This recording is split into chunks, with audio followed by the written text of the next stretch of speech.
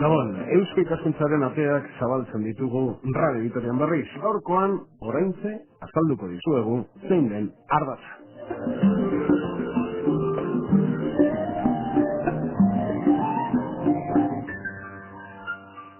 Muy buenas noches y bienvenidos a una nueva tertulia de Eusko Ikaskuntza Sociedad de Estudios Vascos en Radio Vitoria.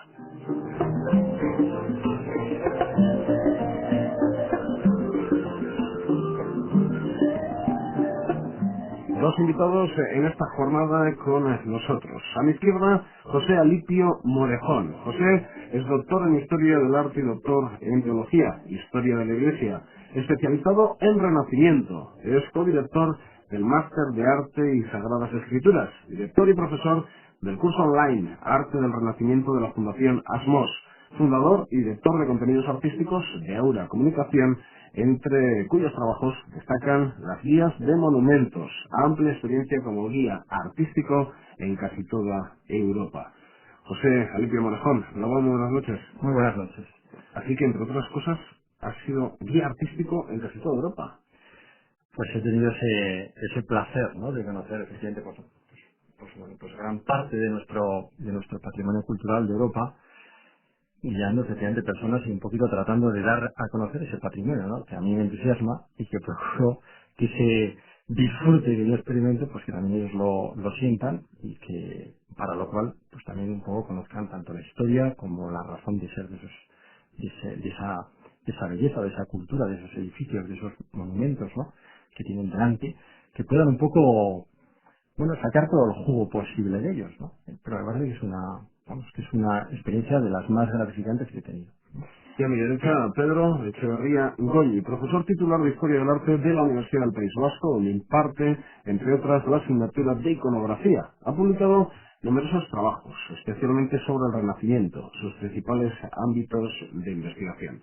Pedro Echeverría Goñi, Gabón, buenas noches. Buenas noches, Gabón. Bueno, hoy vamos a hablar de iconografía. La verdad es que os comentaba antes de entrar en los estudios que suelo venir preparado con numerosas preguntas. Hoy básicamente tengo el comienzo, muy sencillo. ¿Qué es iconografía? ¿Por qué creéis que es interesante contar lo que es la iconografía y dónde están sus potenciales de cara a nuestra sociedad? Y básicamente es lo que traigo apuntado. A partir de entonces vosotros me vais a indicar el camino por el que tenemos que ir en esta tertulia. José, ¿qué es la iconografía y por qué es importante divulgarla? Pues mira, la iconografía es la ciencia que nos permite conocer qué es lo que hay detrás de esas imágenes que tenemos delante de nosotros. Por ejemplo, este verano he tenido la dicha, porque no conocía y he disfrutado una barbaridad, de estar en Sicilia. Y ahí, en todas las guías te explican, por ejemplo, si vas a Palermo, un edificio que no te puedes perder, es más, el único que no te puedes perder es la Capilla Palatina. Y la Capilla Palatina es la obra maestra del arte románico normando, que es una obra del siglo XII, que te sorprende sobre todo porque cuando entras es toda una explosión de color debido a los mosaicos que cubren hasta el más pequeño milímetro del interior de ese templo. Bueno, pues ahí todo lo que tú tienes, ves tú ese colorido, ¿no? Pero luego te encuentras con imágenes. Bueno, todas esas imágenes, ¿qué significan? Hay muchísima gente que no lo entiende. Para eso tienes que saber iconografía, y en concreto en este caso iconografía cristiana, porque es toda la historia de la Sagrada Escritura. Lo mismo ocurre con un edificio que a mí me impresionó todavía más, que está muy cerquita de Palermo, que es la Catedral de Monreale, y que es 50 años posterior, de dimensiones bastante más grandes, ya como una gran catedral, pues como la Catedral de Burgos, por ejemplo, y toda ella igualmente cubierta de mosaicos. Bueno, pero, ¿qué significan esas imágenes que ahí están representadas? La gente, bueno, te impresiona cuando entras, te quedas pasmado, pero luego empiezas a mirar, bueno, ¿esto qué significa? ¿No? ¿Qué significa? Bueno, esa es una de las finalidades principales de la iconografía, desvelar el mensaje que dio lugar a esas imágenes. imágenes que nos rodean por todas partes y que si no conocemos, pues podremos disfrutar poquísimo, En su mayoría, arte religioso, arte sacro. En Occidente, desde luego, y en Europa, en eso podrá abundar quizá más Pedro, pero es así. Por ejemplo, a mí me gusta mucho manejar, sobre todo para los cursos online, me gusta mucho manejar una web, que es la web Gallery of Art, que a mí me parece que es la más importante de online, al menos de pintura, sobre todo de pintura, desde el año 1000 al año 1800. Tienen unos gráficos sobre los contenidos. Entonces, cuando uno mira los gráficos por contenidos, aparece por pintura religiosa, que se llama prácticamente todo, ¿no? Aparece pintura, paisaje, retrato, mitología, en naturalezas muertas, ¿no? Son códigos de barras, ¿no? Entonces ves un pequeñito volumen en naturalezas muertas, en retratos, en paisajes, y de repente un código que salta, que se lleva pero una barbaridad sobre los demás, que es pintura religiosa. Porque, por ejemplo, recuerdo en una exposición que tuve la oportunidad de ver en Madrid, de Kandinsky, me reía mucho, no soy un especialista en pintura, pero me reía mucho con las dos parejas que iban delante nuestro, en este caso en dicha exposición. Kandinsky pinta una especie como de barquito en prácticamente todos sus cuadros, y las explicaciones de una pareja a la otra. Otro barquito. Esto es otro cuadro de Kandinsky, otro barquito. Otro cuadro. Aquí también Kandinsky pinta un barquito, y así otro y otro y otro cuadro, pues el barquito de Kandinsky. Por lo visto Kandinsky quería pintar, según aquella pareja, en todos los cuadros el mismo barquito. Explicar qué significa eso que parece un barquito, ¿eso también es iconografía? Sí, bueno, con un matiz en el ejemplo en concreto que expones, ¿no? El matiz es que se trata de uno de los artistas pues, que inician el camino del arte contemporáneo, el camino a la abstracción, ¿no? Entonces, si lo diferenciamos de un artista, por ejemplo, del siglo XVI, pues tendremos que Kandinsky y otros artistas utilizan una serie de motivos recurrentes, de elementos, ¿verdad?, que repiten muchísimo en su obra. A veces identificamos su estilo pues porque repiten determinado motivo, ¿no? ¿Qué ocurre? En ese caso, ¿verdad?, tienen un significado particular para el artista, ¿no?, que tienen que ver con su biografía, que tienen que ver con su pensamiento, con sus frustraciones, ¿no? Y parece que hay que crear casi una especie de pequeño diccionario, una semiótica del arte, ¿verdad?, en el cual sabemos cuál es su significado, ¿no? En algún caso de estos artistas que señalas, ¿verdad?, se ha identificado la razón de ser el sentido. Por ejemplo, el famoso pintor Magritte, pintor surrealista, repetía en sus temas una serie de elementos, ¿no?, que pueden ser, por ejemplo, unas flores de papel doradas, en su caso, o mujeres veladas, con una tela sobre la cabeza, etcétera. Indagando, y solo repasando la biografía del artista, ¿verdad?, se sabe que en una ocasión se levantó una noche y vio cómo sacaban a su madre, que había salido en camisón, había caído por el puerto, ¿verdad?, y la habían rescatado con la ropa cubriendo su rostro, un rostro velado, ¿no? Era uno de sus temas recurrentes, repetidos, ¿no? O el otro tema, ¿verdad?, que en momentos de vida precaria del artista, ¿verdad?, se tuvo que ganar la vida dorando libros y dorando flores, etcétera y tal. Claro, eso hoy lo calificamos de surrealista, pero si indagamos en la vida, en la biografía, en las gentes que conoció, sus circunstancias, podemos dar con las claves de interpretación de estos elementos. Por eso digo que los artistas contemporáneos, incluso los signos y los símbolos, tienen una traducción, pero a veces queda en lo profundo, es algo subjetivo, ¿no?, del artista. Porque hay que crear un diccionario para entender o para seguir, para leer a Miró, Kandinsky, ¿verdad?, en el que hasta los colores tienen un valor simbólico, etcétera. Y únicamente, pues completando lo que ha dicho... ¿Es iconografía o no? Eso es iconografía, sí. Es que iconografía, si vamos a llevarlo al terreno prosaico, ¿verdad?, iconografía es una ciencia, vamos a calificarla así, ¿verdad?, y tal, que consiste en la descripción. Lo primero lo que vemos, tal y como lo vemos, una descripción lo más pormenorizada que se pueda. Después, identificación. Y por último, clasificación de las imágenes. ¿Y de qué criterio se sigue el historiador, verdad? Y cualquier persona profana, yo creo, para poder clasificar una imagen? Pues se sigue de una serie de elementos. Estos elementos son, por ejemplo, en el caso de una figura, pues su rostro, el tipo físico, la fisionomía. En segundo lugar, la indumentaria, fundamental a la hora de... Y por último, o en una parte también bastante importante, los atributos. Atributos son los objetos que esa figura lleva, o bien están próximos a ella, ¿no? Pueden cambiar de significado y en función de con qué otros objetos estén asociados, etcétera. Entonces, por esto y por esto, ¿verdad?, deducimos que nos encontramos ante una representación, pues yo que sé, de una alegoría del amor, de un dios mitológico, de Neptuno, o o de una figura religiosa de Santa Lucía, ¿no? Que todo el mundo, no hace demasiados años, ¿verdad?, la identificaba perfectamente. No hacía falta estudiar en la universidad iconografía, no hacía falta estudiar una especialización, ¿no? Cualquier persona de mediana cultura, vamos a decir, ¿no?, conseguía realizar lo que hoy en la universidad denominamos iconografía. Lo que pasa es que de los años 60 a esta parte se han perdido muchas de las claves de lectura. No solo religiosidad, sino al lado las claves de la cultura nuestra, la cultura occidental, ¿no? Por eso yo creo que esto se ofrece como muy ejemplo, se ofrece como muy atractivo, a la gente más joven hoy en día, porque es un proceso reconstructivo y además muy democrático. No requiere estudios universitarios. ¿algún ejemplo de que se ha perdido? Dice que los 60 para aquí. Ponnos algún ejemplo de algo que conocían nuestros padres abuelos y a nosotros ya se nos ha olvidado. Sí, muchísimos ejemplos, ¿no? Bueno, yo me he encontrado con que incluso no solo gente llana, ¿verdad?, sino sacerdotes, pues desconocen la representación de santos, ¿verdad?, que eran pues del dominio público, de carácter masivo, la representación, pues no sé qué decir, voy a decir algo simple, ¿no?, tremendamente simple, ¿no? O sea, un personaje vestido de peregrino, con un sombrero, con una concha. Hoy en día, con todo el auge del tema del Camino de Santiago, etcétera, la gente diría vagamente, pues es Santiago, un peregrino, ¿no?, digamos, ¿no? Un sombrero vuelto, ¿verdad?, con una concha, el bordón, el morral, etcétera y tal, y todo esto. Pero claro, si además de eso lleva, pongamos por caso, un perrito que le lame una llaga de la pierna, y un ángel que está al lado, ¿verdad?, inmediatamente el que sabe iconografía, antes, el que tenía meramente una formación religiosa y cultural mínima, ¿verdad?, y tal, sabía que era San Roque. Uno de los dos santos abogados frente a pestes más importantes que hay en todo el occidente cristiano. El otro es San Sebastián. Y muchas veces van juntos, ¿no?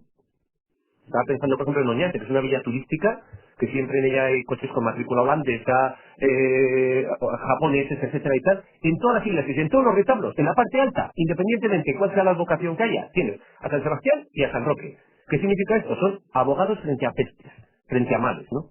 Santos que se llaman de necesidad. Hay holandeses y japoneses en Oñati. Que van frecuentemente turistas. Bueno, es más fácil ver coches por ahí aparcados, ¿verdad?, que se detienen, que se desvían de sus rutas. Todos sabemos que Oñate no está en el centro de una ruta de tráfico. Hay que ir, efectivamente, ¿no? Y van, es proceso. Pero incluso más allá, se van a Eunate, una ermita aislada en medio del campo en Navarra, etcétera. Pero eso está también leído, es algo que nos falta a nosotros, o porque entonces, ¿qué pasa? ¿Nos vamos a encontrar más coches de Holanda que de Victoria, en Oñati, por ejemplo? Pues yo pienso que es más fácil, no que lo es decir, hay muchos alumnos de Bilbao, cerca de Bilbao, del entorno de Bilbao, de Vizcaya, incluso a la vez es verdad que consultados acerca del primer viaje pues que hicimos a Oñate, etcétera, pues no habían estado nunca en Oñate, no conocían Oñate, ¿no? Y Oñate, en cambio, para un turista extranjero, pues puede ser una referencia. Es una universidad, en las antiguas de Europa, de un rango, pues como en su día, ¿verdad? Pues bueno, como grandes universidades europeas, Bolonia, Salamanca, etcétera, ¿no? Con todas las bulas preceptivas, en fin. Y un centro artístico muy, muy importante, ¿no? No solo de Renacimiento, sino de gótico, de mudéjar. Es una obra.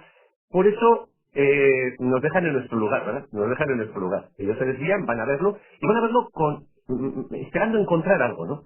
En tanto que el viajero habitual suele ser aquí, pues eso, excursión de tercera edad, o escolares, ¿verdad? En fin, que se desvían por el callejero del pueblo, etcétera, etcétera. Supongo que hay que encauzar, hay que motivar. Hay que motivar. Dabas el ejemplo de Palermo, de Sicilia, José. ¿Se explica, por ejemplo, te han explicado adecuadamente la lectura de lo que veías o no? ¿O te hacían la lectura por encima, sin ningún rigor científico, sin ningún atractivo incluso? Porque muchas veces lo que tiene base científica no significa que sea aburrido. Puede ser que lo que tiene base científica entienda a todo el mundo, lo pueda entender todo el mundo y además de una manera lúdica. ¿Te lo han explicado o no lo que veías? Bueno, ahí más estaba explicando yo, ¿no? En general, por ejemplo, tanto en las dos, tanto en la Capilla Palatina como en el Duomo Monreal y en general en Sicilia, tiene la peculiaridad de que no está muy desarrollado, también ocurre en general en Italia, ¿no? Al menos en el sur, no está muy desarrollada la industria turística. Hay mucho turista, hay mucho visitante porque tiene unas bellezas absolutamente excepcionales, ¿no? Entonces la gente va Bueno, hay muchos que van a las playas, pero hay mucha gente, de hecho, vamos, que va a estos grandes edificios, ¿no? Entonces, en general no tienes esa información, salvo que vayas con un viaje organizado y salvo que efectivamente haya un día que no siempre están tampoco muy bien preparados, ¿eh? No lo digo, pues hay algunos que están fenomenalmente preparados. Otro día, vamos, hace poco estuve en la Catedral de Burgos y me entusiasmó, vamos, el día que lo estaba explicando de un modo sucinto, porque tiene muchísimo material para explicar. La Catedral de Burgos tiene muchísimas capillas, muchísimas, pero en una hora, pues, bueno, se veía que lo sabía, que lo conocía, que lo hacía, vamos, que era un hombre formado y que le gustaba. Ahí no, ahí desde luego, entonces lo que tienes que hacer es formarte previamente, ¿no? En muchos de estos edificios. Hombre, ahí también puedo yo colocar, como en efecto, por ejemplo, en Roma sí que están, ya es muy frecuente, sobre todo en las grandes basílicas, pues estas guías que explican esos edificios.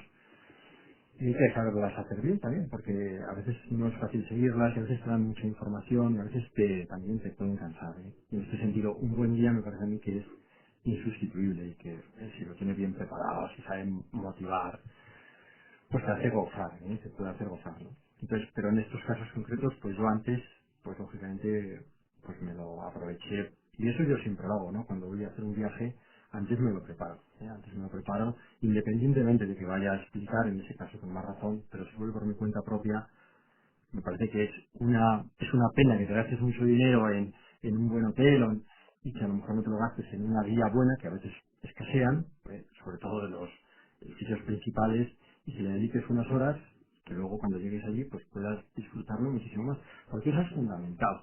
Y sobre todo en el arte que tenemos en Europa, que es arte esencialmente cristiano. Eso me sorprendió muchísimo, y ahí yo había oído decir, por ejemplo, que en Lisboa, el Museo Nacional de Pintura, toda la pintura que tiene es exclusivamente religiosa, cristiana. Yo eso dije, bueno, eso de que toda es exclusivamente cristiana, bueno, y de hecho cuando entré, iba con esa mosca detrás de la oreja y empecé a hacer un poquito ese recuento, ese examen, y efectivamente, es sorprendente, ¿no? Pero también te das cuenta que en el Prado también ocurre, pero no, en el Prado no es el 100%, aunque puede ser un 85%, ¿no? Pero ahí sí que lo es todo, ¿no? Entonces, claro, en la pintura cristiana, que es la base de toda la pintura occidental, es lo que tenemos, al menos hasta 1800, una persona que no tenga esa formación es que puede gozar mucho menos de lo que tiene delante, ¿no? Y disfrutar y formarse muchísimo menos. Y luego también, me parece que es muy importante que ante una pintura, pues ante el Pórtico de la Gloria, o ante la Capilla Sistina, o ante la Última Cena de Leonardo, o ante en el convento San Marcos de Florencia, con Angélico, pues vamos a ver, este hombre, ¿qué sentía cuando hacía esto? Eso es muy difícil, meterse en el alma de un artista, es muy difícil. Y sobre todo de épocas pasadas, porque nos han llegado escasísimos documentos. Hoy en día, pues hombre, con los contemporáneos es más fácil porque hay más documentos, ¿no? Pero estos hombres, independientemente de que su vida fuese más o menos practicante, pues un Miguel Ángel, pues un Leonardo, pues un Angélico, pues un Caravaggio, pues un Maestro Mateo, pues eran unos hombres que tenían unas convicciones religiosas muy profundas, todos ellos, y tenían una fe objetivamente muy honda. Entonces cuando pintaban, creían eso, y metían su alma. No, por eso el otro día me comentaron, porque cuando me comentaron hace unos meses, perdona que me estoy aquí un poco enrollando, ¿no? Pero con esta novela, El Código da Vinci, ¿no? Pues que la última cena, Leonardo, el autor dice que lo que pretende es representar las bodas de Jesucristo con la Magdalena. Pues hombre, esto se te cae el alma a los pies, ¿no? Porque efectivamente Leonardo, que es lo que ahora mismo todos los expertos, además el de Steinberg, ¿no? Ha hecho todo este estudio sobre la última cena de Leonardo, donde ve que no solamente es el momento psicológico de la traición, de esos que van a traicionar, de ese Judas que va a traicionar al Señor y que el Señor lo anuncia, entonces se producen esos gestos, en el momento de la última cena, que es lo que le piden los, los frailes que encomiendan la realización de esa pintura moral, sino que Leonardo se plantea mucho más, y con una serie de niveles teológicos donde hace relación pues a la Eucaristía, hace relación a los distintos sacramentos, porque esa formación la tenía, ¿no? Es un hombre que a lo mejor no era especialmente piadoso, pero desde luego cuando va a morir, pues está ya haciendo en el lecho, y efectivamente pues él pide por favor que le den la comunión y se levanta de la cama y no quiere recibir al Señor tumbado, no quiere dejar que es Ahora os pretendo tumbar. Venga, a ver. 10:20 de la noche, más o menos, y ahora hay un número importante de oyentes que están a punto de apagar la radio, porque dice, "Uf, qué tema más espeso, más aburrido.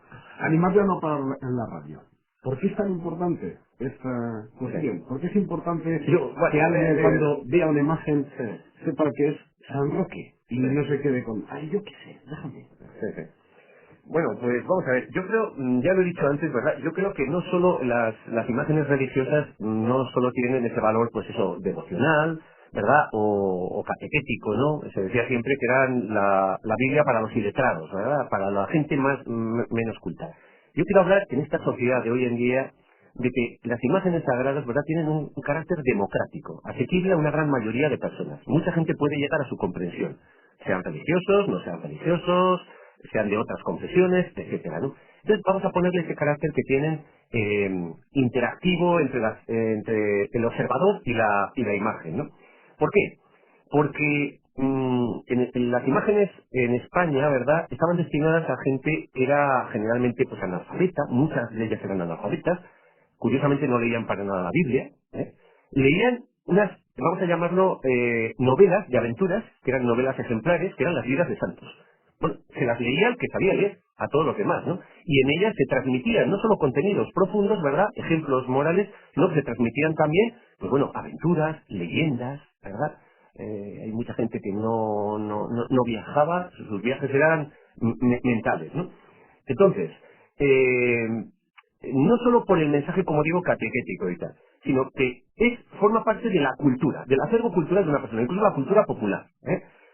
Yo no sé, ¿verdad? Yo no sé, yo sí podría estimular a la gente que se acercara a verlas y con otros ojos, como se acerca a ver, pues bueno, dibujos animados, esos de transformaciones que se operan hoy en día, esos dibujos japoneses, aquellos otros basados en la mitología antigua, los de Hércules, todos estos temas, ¿verdad? Yo igual estimularía de la siguiente manera, diciendo que si se imaginan a Sansón, por ejemplo, al gigante Sansón, que derrota al león, le abre la boca, lo descerraja, ejemplo de potencia, de virilidad, ¿verdad? Y a la vez también de virtud, pues se está imaginando también a Hércules. Hércules que lucha contra el león de Nemea, ¿verdad? Y lucha contra la soberbia, y vence la soberbia, y por lo tanto su valor moral, ¿no? Y todo eso. Y está imaginando a Gilgamesh, un héroe oriental de Mesopotamia, lo mismo con el león, ¿no? Y todos ellos prefiguran a Cristo. Yo creo que eso sería solo suficiente, ¿verdad?, para demostrarlo, ¿no? Gilgamesh, Hércules, Sansón, Cristo. Y entre medio podemos poner a cualquier gigante, a cualquier coloso, que con fortaleza física, en realidad lo que quieren destacar es la fortaleza moral que tiene. O sea, como en las películas, que el bueno es el más fuerte, que no tendría por qué ir unido, ¿no? Y el malo no tendría por qué ser el más feo. Sí, pero esto es lo que quiero decir. Pero en las películas también hay algunas dosis de sexo, alguna alegría, algún pecado. ¿También en la iconografía uno se encuentra pecados? Bien, sí, naturalmente que sí, vicios y maravillosamente tratados, ¿verdad? Con todo él y su contrapartida, es decir, la virtud respectiva, el pecado capital, más número de 7. 7 vicios y 7 pecados capitales, perdón, 7 pecados capitales y 7 virtudes, 3 teologales y 4 cardinales. Pues entonces, además es graciosísimo, pues yo que sé, la pereza, pues lo que representa de muchas maneras, pero una de las más conocidas que toda la gente conoce es con un asno tumbado, etcétera. Una mujer muy desarreglada, muy desvestida, etcétera, y tal, ¿no? La lujuria, de muchas maneras, y a veces no explícita, como se dice hoy en día, sino insinuantes, ¿verdad?, pero viendo sus efectos también, sus consecuencias, ¿no? Por ejemplo, pues en la Edad Moderna una mujer de prendas graciosas, ¿verdad?, más insinuante en realidad que la soberbia mirándose al espejo, en fin, la gula con un sardo comiendo ahí, ¿verdad?, y tal, a destajo, o gente comiendo y bebiendo sin ningún tipo de reparo, ¿no? Y luego, yo curiosamente digo siempre que todos los artistas, su tema más, su canon femenino, su canon de belleza femenina, el más insinuante, etcétera, suele ser la Magdalena penitente, ¿verdad? Que, como bien es sabido, pues era una mujer pecadora, una mujer de clase alta, pecadora, que llevaba vestidos muy lujosos. Los artistas la representan por eso con el cabello suelto. Es la única que lleva el cabello suelto. Todas las demás llevan el cabello recogido, en copias, etcétera. Cabello suelto que cubre en parte, ¿verdad?, y tal, el hombro, los pechos, etcétera, ¿no?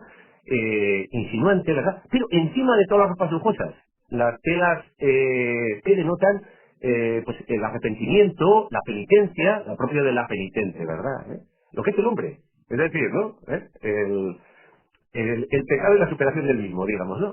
Por eso me gustan las magdalenas de los artistas, porque en ellas dan la medida de sus posibilidades dentro de lo que puede permitir la iconografía cristiana, en este caso, no la iconografía cristiana, los visitadores, los veedores, el control que ejerce la iglesia desde arriba, digamos, ¿no? Y tal. Pero por la puerta falsa, bueno, metían todo, son hombres, metían todo, ¿no? Nosotros, claro, hoy en día nos atraería pues ese 10% de iconografía sacra, o sea, profana, provocativa, etcétera y tal, y todo eso. Pero no olvidemos que el 80% del patrimonio llamado histórico-artístico, en el peor de los casos, es sacro, es religioso, ¿verdad? Y bueno, ahí está. Y eso se puede gestionar, se puede difundir y se le puede sacar mucho dinero. Hemos explicado en qué consiste la iconografía, se han dado ejemplos. José, pero hoy, ¿por qué queréis acercar este tema y lo queréis relacionar con el turismo? ¿Por qué ahora tenemos que hablar de turismo hablando de iconografía? ¿Qué relación tienen? O si me lo traéis a una tertulia como esta, es porque veis carencias, o se puede realizar algo en las cercanías nuestras, en un ámbito de trabajo como el nuestro, Álava. Explícate, José. Oye, ahora mismo, en todo, vamos, en todo el mundo occidental, pero la industria del turismo es una de las industrias más poderosas. Se dice que en el año 2003 hubo más de 900 millones de desplazamientos de personas por motivos relacionados con el turismo. 900 millones de personas es una pasada, ¿no? Es una pasada. Yo no sé, cuando se habla de turismo no se habla solamente de turismo cultural, y es evidente que de ese porcentaje de 900 millones habrá un porcentaje muy elevado que es turismo de playa, turismo, eso es evidente. Aquí también lo mismo se está hablando aquí dentro del ámbito del Estado sobre la necesidad de reforzar el turismo cultural, porque el turismo de playa al final también un poco agota y tienes otros. Pero el hecho es que la gente, eso me parece que es absolutamente objetivo, la gente tiene un deseo de conocer cosas. Eso es. Y la gente se mueve y busca conocer esas cosas. ¿Qué pasa? Que también es objetivo que la gente tiene un desconocimiento cada vez más real y más serio de eso que quiere conocer. Y bueno, y eso es absolutamente habitual. Yo me acuerdo de San Miguel de Galar y ya me pareció que había un conocimiento, pues unos padres que estaban ahí con su chaval, un chaval de unos 8 años, y le preguntaron, oye, ¿y esta representación? Era una especie de hornacina en la que estaba la Santísima Trinidad. Estaba Dios Padre, Dios Hijo y Dios Espíritu Santo. Estaban los tres unidos en medio del Espíritu Santo, ¿no? Y ahí le comentó la madre, porque el padre le preguntó al chaval, ¿y esto qué es? Pues el padre no dijo nada y la madre, pues es que estos son Jesús y Juan Bautista, que era muy amigo suyo, ¿no? Al menos ya sabía que estaba Jesús, ¿no? Bien, eso, pero desde luego ahora mismo esa ignorancia es patente, y si tienes esa ignorancia, pues te vas a entrar en muy poquito. Pero Es como una persona... esos pequeños conceptos, ¿quién se los explicó? ¿Se ha roto alguna cadena para que ya no hayan llegado a las nuevas generaciones? ¿Quién lo explicaba? ¿La familia? Pues eso lo explicaba la familia, lo explicaba la escuela, lo explicaba lógicamente pues en la iglesia. ¿Y ya la escuela no lo explica? Pues un poquito, claro, un poquito. La pérdida... Prácticamente nada. ¿La pérdida de la religión también se ha trasladado a la explicación de historia del arte? Bueno, curiosamente yo dejo claro, por ejemplo, en la universidad, ¿no? Cuando imparto esta materia con un compañero mío, pues a los alumnos que llegan, algunos de ellos incluso me dicen, creen estar en desigualdad de condiciones respecto a sus compañeros, pues porque en su familia han optado, pues no por una formación religiosa, ¿verdad? Y tal, sino por otro tipo de formación, ¿no? Y creen, y lo dicen bien, ¿verdad?, que están en desigualdad con sus compañeros, ¿verdad?, aquellos que sí tienen una formación religiosa, digamos, elemental, o en el seno de la familia, o en los colegios, etcétera y tal. Y es algo que debemos de recuperar en la universidad. Ese ABC que antes se tenía antes de la universidad, incluso antes de estudios primarios, y lo que estaba en el ambiente, vamos a decir, ¿no? Se ha dado el caso incluso que una tía ha sido la asesora en algún trabajo de iconografía de algún alumno en la facultad, digamos, ¿no? Aspectos elementales. Por eso yo reclamo sobre todo el interés, ya digo, cultural que pueda tener, ¿no? Cultural. Y un poco en relación con la pregunta que has hecho antes a José Alipio, ¿verdad? Voy a expresar una opinión, que yo no estoy en la organización de estos cursos, ni mucho menos, y es que los territorios, las provincias interiores, ¿verdad? Aquellas que no tienen reclamos turísticos claros, ¿verdad? Como son las playas, por ejemplo, y todo lo que conlleva, y todo eso. El patrimonio puede llegar a convertirse, como lo está haciendo ya de hecho en algunas de ellas, voy a poner ejemplos, ¿verdad? El caso de Palencia, la comunidad de Castilla-León, el caso de Navarra, el caso en la que el patrimonio histórico-artístico, recuerdo del 80% sacro, ¿verdad? Y tal, está convirtiéndose en uno de los motores.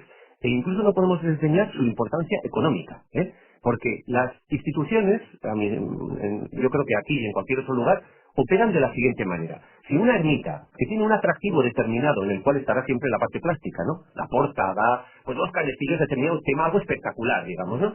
Es utilizada, pongamos por caso, 80 bodas al año, pongamos por caso, ¿verdad? Y tal, puede que induzca a que se mejoren los accesos, a que se coloquen aparcamientos, a que haya guías que expliquen esto y lo otro. Una cosa llama a la otra, ¿verdad? A que haya una restauración y a que haya lo que se llama gestión y difusión del patrimonio, ¿no? Entonces, aprovechemos lo que tenemos, los recursos que poseemos, ¿no? En este caso, Álava, ¿verdad?, respondería un poquito a todos estos parámetros, porque efectivamente tiene los pantanos, etcétera y tal, pero, e incluso voy a decir otra cosa, aquellas que tienen el atractivo turístico de playa, y estoy pensando ahora en alumnos y alumnas de la facultad que orientan su trabajo en este sentido, se crean pequeñas empresas, ¿verdad?, que preparan una serie de itinerarios. Estoy recordando ahora a dos chicas, dos señoritas, ¿verdad?, que crearon una empresa y en la entrada de la iglesia de Santa María de Zarauz tenían una mesita petitoria, era el inicio de un recorrido turístico, y en el recorrido no era únicamente visitas artísticas, y no todas ellas eran iglesias, es decir, puede haber palacios, ayuntamientos, puede haber fábricas, elemento paisajístico, etcétera. Eran recorridos Zarauz de calle. Tenían visitas pues diarias, en 2 horarios, ¿verdad? Y otras a convenir. E incluso por su formación podían graduar la explicación. Podía ser desde una explicación meramente turística de complemento a otras actividades.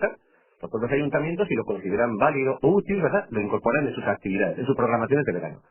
Por eso ya digo que esto del arte no lo tengamos únicamente como una cuestión baladí. Y por el hecho de ser cristiano, ¿verdad?, etcétera, que está en nuestras raíces, pues no digamos, no, lo queremos estudiar un arte que no tenga nada que ver con esto. Es decir, entonces, ¿cuál vamos a buscar? El arte celta, el arte prehistórico, el arte de las cavernas, el arte de tal y todo eso. Además, insisto que todo está conectado. En el arte cristiano, uno puede satisfacer todos sus intereses culturales. Lo tiene todo. José, me temo, es una impresión personal también, que en Vitoria-Gasteiz se han dado pasos importantes en esta materia, pero primeros pasos todavía. Está el icono de la Catedral de Santa María, también las visitas guiadas organizadas por el Ayuntamiento de Vitoria-Gasteiz, pero creo que todavía hay que andar mucho en esta materia. Estoy convencido que las carencias todavía son mayores en el territorio alavés. En este sentido, por ejemplo, la cuadrilla de Agurain, ¿tiene atractivo para turistas de interior? Claro que tiene atractivo para turistas de interior. Puede haber holandeses que saben que allí hay pinturas como las de Gaceo o Alaiza, o que está el Dolmen. Pero es que el problema ya no lo veo en la explicación, en que te vayan a dar una explicación adecuada, no. Sino que llegas a Alaiza o Gaceo y te puedes encontrar con la iglesia perfectamente cerrada y quien tiene la llave, pues se ha marchado a sus quehaceres cotidianos, no está pagado para estar allí todo el día, o que llegas al dolmen y nadie te va a explicar exactamente lo que es aquello. Vamos a intentar trasladar esta cuestión un poco al territorio alavés. Pedro, que tienes mucho ganas. Sí, al territorio alavés, naturalmente que sí, ¿no? Vamos a ver, el ejemplo en concreto, el ejemplo que propone Salvatierra Agurain y esta cuadrilla. Bien, bueno, pues efectivamente lo que es conocido por el gran público, ¿verdad?, y al menos ha llegado al gran público, son las espectaculares y únicas pinturas, ¿verdad?, de Gaceo y las de Alaiza, mucho más populares, pero que hoy en día con este gusto minimal de la gente, ¿verdad?, pues llegan más, ¿verdad?, ingenuas, primitivas, de abrigo bajo roca, ¿no?, y tal.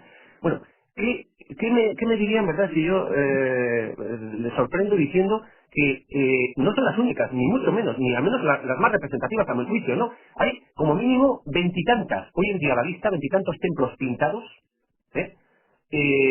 vamos a soñar con un titular de un tríptico turístico, que sería el siguiente, ¿no? Yo que sé, como hay en la zona de Moldavia, etcétera, las iglesias pintadas al exterior, rumanas, ¿verdad?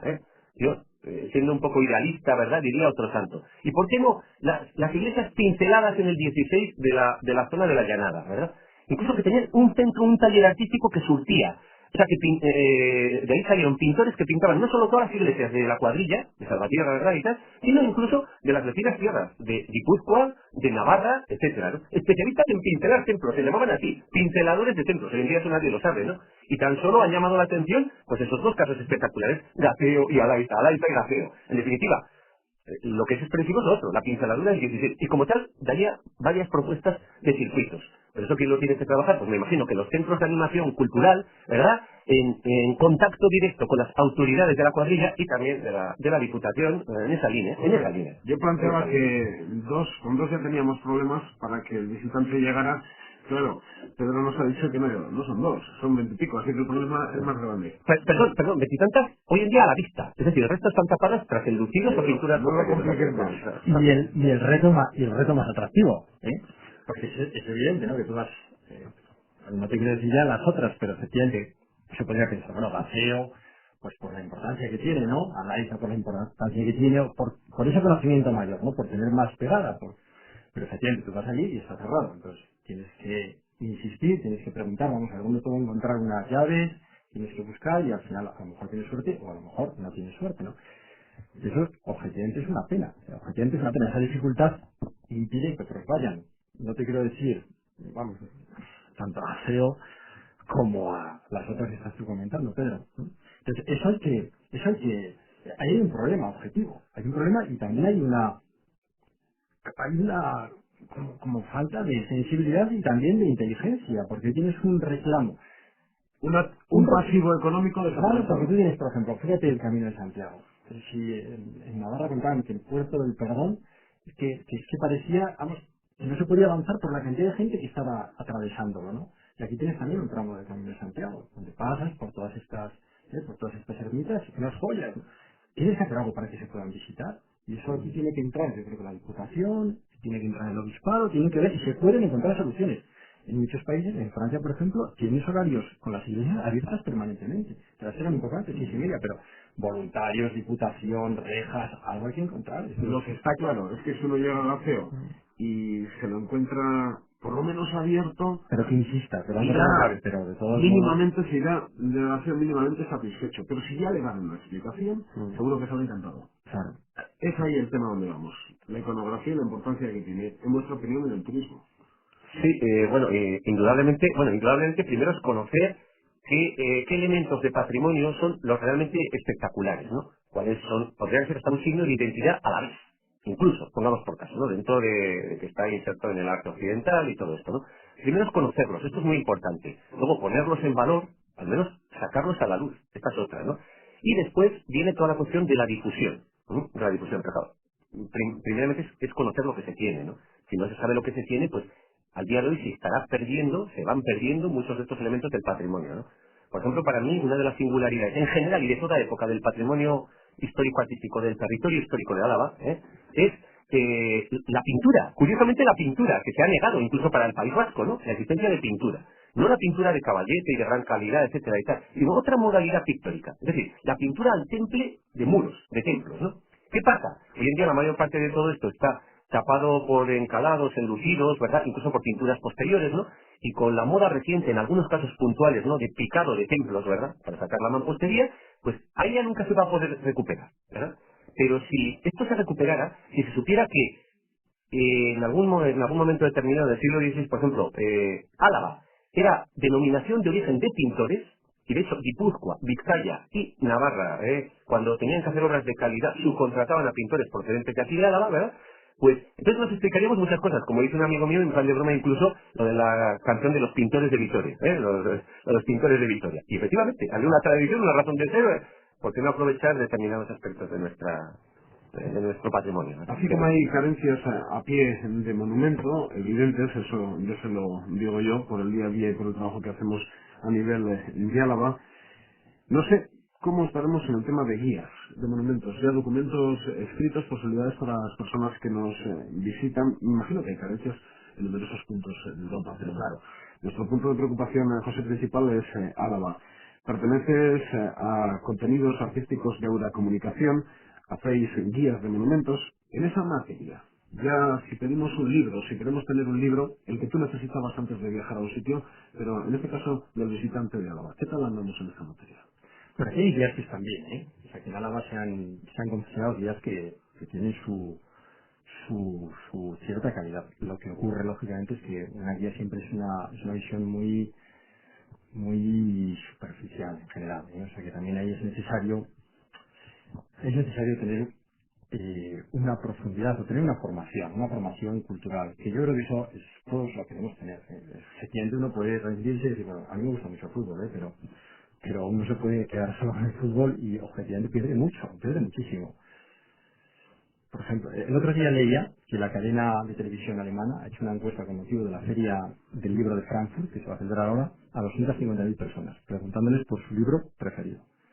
Y el puesto número 1 lo ha obtenido El Señor de los Anillos. Y el puesto número 2 lo ha obtenido la Biblia, curiosamente. ¿Sí?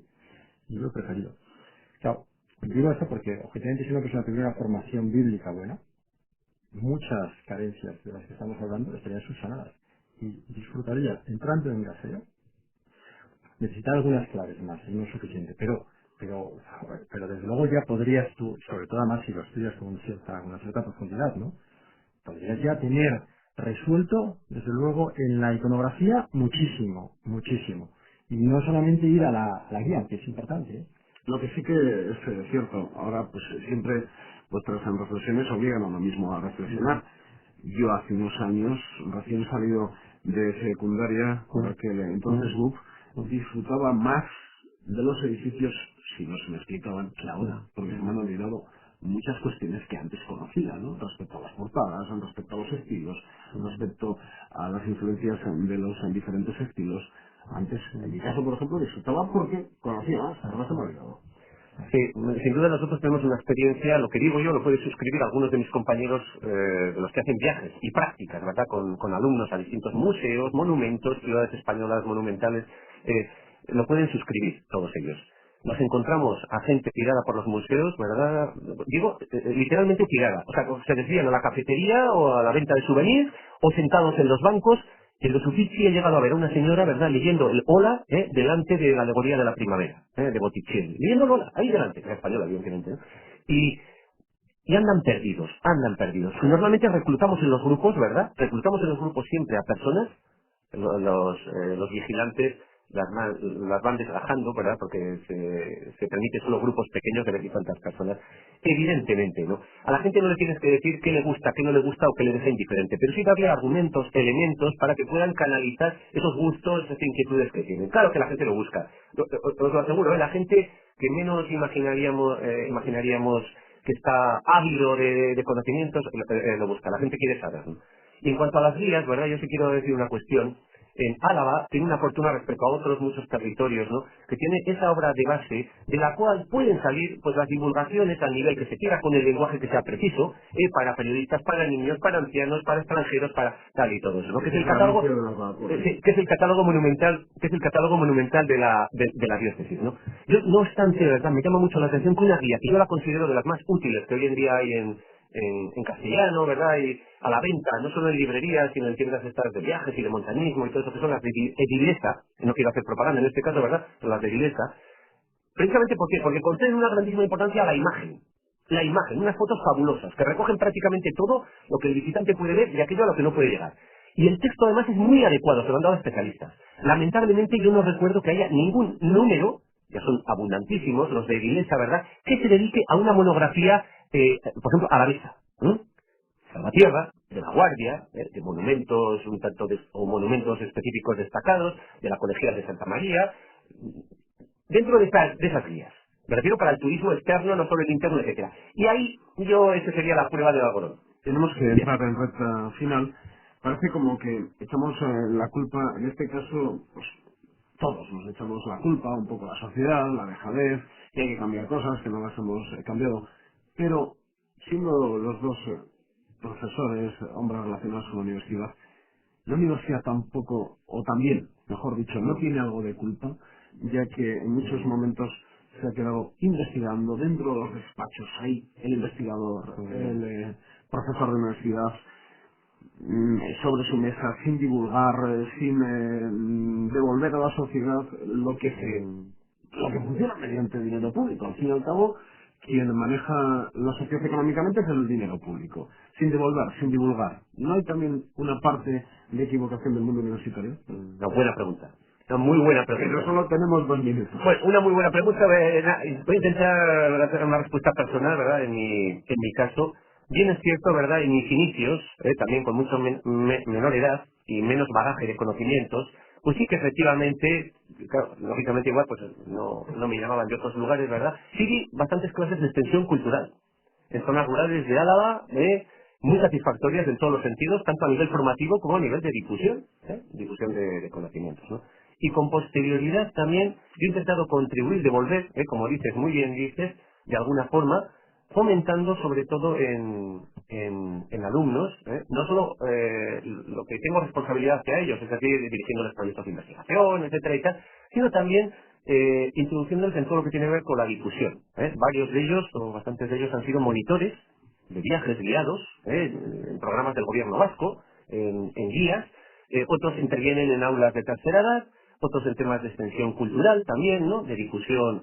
Efectivamente, la universidad se debe a la sociedad de la que viene. ¿Imaginas a José la Catedral de Santa María cerrada diciendo desde el 93, no, está en mal estado, la estamos recuperando y la estamos investigando, todavía no hemos terminado la investigación, sigue cerrada? Sería una pena, ¿no? Pero gracias a Dios haya habido inteligencia. Inteligencia en saber aprovechar en este sentido de un modo muy genial, porque mientras ha estado en obras o está en restauraciones, algo que efectivamente se está haciendo y Esto ahora nos está preguntamos vendiendo. ya, José, el día que se termine la obra, ¿cómo vendemos esto? Bueno, pues se buscará otro, porque nosotros, efectivamente, el hombre también necesita reclamos, ¿no? Para incluso la cosa más maravillosa te la tienen que saber vender bien, porque te acostumbras a casi todo.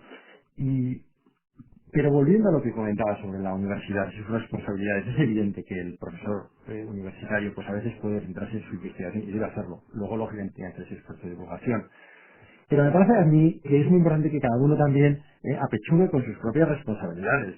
Y decir, "Joder, es una pena que ese patrimonio riquísimo que tenemos a nuestro alrededor y que nos puede hacer disfrutar tanto y hacernos unas personas de más entidad, de más hondura, que gocen más, pero con un sentido profundo y que con todo lo que tienen, bueno, pues eso se puede o aprovechar o no aprovechar. Van a aprovechar. Y ahí también, ¿yo qué puedo hacer? Pues no voy a esperar a que me den soluciones, que me hagan reclamos, que me los van a hacer bien, pero yo también puedo estudiar, puedo preparar un viaje, puedo indagar un poquito, pues a lo mejor esto que decíamos aquí, ¿no? Pues de los alemanes, ¿no? Pues la Biblia, puedo también acercarme a la Biblia y leer, por ejemplo, el Nuevo Testamento dentro de la Biblia, dentro del arte sacro, casi pues un porcentaje muy elevadísimo de ese arte que tenemos que nos rodea en el Prado, o en los Uffizi, o en el Louvre, o en la Capilla Sistina, o en Santiago de Compostela, o en León, o en Burgos, o en Sevilla, en Córdoba, en cualquier sitio al que vas, ¿no? Pues ahí es el Nuevo Testamento, ¿no? Que tampoco es que sea un tocho ahí de 600 páginas, sino, pues me parece a mí que sería un ejercicio verdaderamente recomendable y satisfactorio. Terminamos, José. Si hay algún oyente interesado en esta cuestión, aparte de haber escuchado esta tertulia, ¿qué es lo que se va a organizar? Un curso online. Explica un poco a nuestros oyentes dónde se pueden poner en contacto con ese curso, quién lo organiza, hasta cuándo es el momento de apuntarse. Efectivamente. Pues la Fundación Asmos de Euskal Eskuntza está organizando una serie de cursos y másters online, aprovechando pues, la realidad de la red de Internet, que te ofrece muchísimas posibilidades. Y en concreto ofrece muchas posibilidades para el arte, porque puedes meter imágenes, textos, y puedes de un modo muy didáctico, atractivo, y a un alumno, posible alumno entre comillas, que puede estar aquí o puede estar pues, en un horario complejo, que no puede acercarse a la universidad, que no puede acercarse a un curso. Entonces, con esa finalidad, ahora mismo hay un máster de artes sagradas y escrituras, un curso de artes sagradas y escrituras muy amplio, muy completo, en el que participan más de 40 profesores de más de 20, vamos, yo no sé cuántos son, 23 o 24 universidades, casi todas las universidades de España y de Italia, aunque está todo en castellano, donde se va profundizando y tratando de dar una explicación profunda y divulgativa, porque para públicos amplios de esa iconografía cristiana, escenografía que sustenta ese 80% del patrimonio cultural europeo. Entonces, eso es un curso online y la forma es pues ponerse en contacto bien en la página web de Asmos o de Euskal Hezkuntza. Ahí está el curso Arte y Sagradas Escrituras, se titula. Empieza la segunda quincena de octubre y aunque uno se puede contar un poquito más tarde porque la duración es hasta mediados de junio, hasta mediados de junio. Otra recomendación que les podemos dar, José, es que se pasen por la calle San Antonio, esquina con Manuel Iradier, donde está la sede de Euskal Hezkuntza Sociedad de Estudios Vascos en Vitoria-Gasteiz. Y si no, apuntan este número de teléfono, el 945 23 15 52. 945 23 15 52. José Alipio Morejón, Pedro Echevarría Goñi, a los dos, muchas gracias. Muchísimas gracias. Eta segida dakizue, datorren asteburuan hemen egongo gara berriz. Eusko ikaskuntzaren mai inguru berri batean. Gaia, baterak. Aio!